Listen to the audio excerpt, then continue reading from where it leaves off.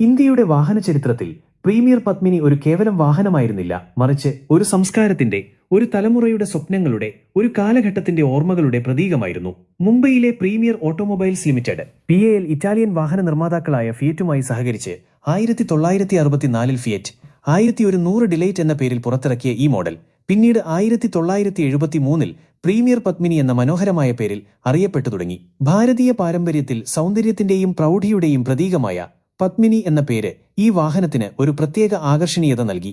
സാങ്കേതിക സവിശേഷതകളും ജനപ്രീതിയും. പ്രീമിയർ പത്മിനിയുടെ ജനപ്രീതിക്ക് പിന്നിൽ അതിന്റെ ലളിതവും അതേസമയം ശക്തവുമായ ഘടനയായിരുന്നു. എഞ്ചിൻ 1089 cc 4 സിലിണ്ടർ പെട്രോൾ എഞ്ചിനാണ് പത്മിനിയിൽ ഉപയോഗിച്ചിരുന്നത്. ഏകദേശം 40 bhp of brake horse power കരുത്തുൽപാദിപ്പിച്ചിരുന്ന ഈ എഞ്ചിൻ ഇന്ത്യൻ റോഡുകൾക്ക് അനുയോജ്യമായ പ്രകടനം കാഴ്ചവെച്ചു. ചില ഡീസൽ മോഡലുകളും പിന്നീട് ഇറങ്ങിയിട്ടുണ്ട്. ഗിയർ ലിവർ, സ്റ്റിയറിംഗ് കോളത്തിൽ ഘടിപ്പിച്ച ഗിയർ ലിവർ ഒരു പ്രത്യേകതയായിരുന്നു. ഇത് ഡ്രൈവർക്ക് കൂടുതൽ സൗകര്യപ്രദമായിരുന്നു, ഒപ്പം ക്യാബിനിൽ കൂടുതൽ സ്ഥലം ലഭിക്കാനും സഹായിച്ചു.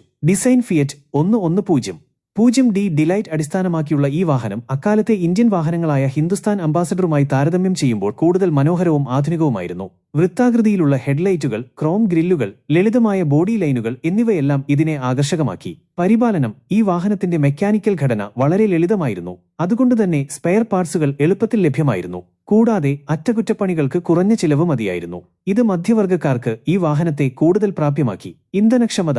അക്കാലത്തെ വാഹനങ്ങളിൽ മികച്ച ഇന്ധനക്ഷമത പത്മിനിക്കുണ്ടായിരുന്നു. ഇത് കുടുംബ ബജറ്റിൽ കാര്യമായ സ്വാധീനം ചെലുത്തി.